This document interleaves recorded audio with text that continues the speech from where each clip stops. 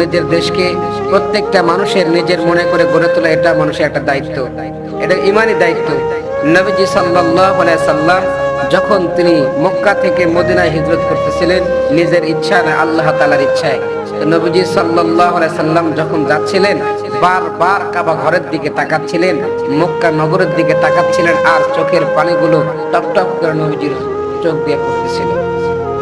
কারণ হলো নিজের মাতৃভূমি, নিজের জন্মভূমির প্রতি প্রত্যেকটা মানুষের টান আছে, কথা বলেন ঠিক কিনা?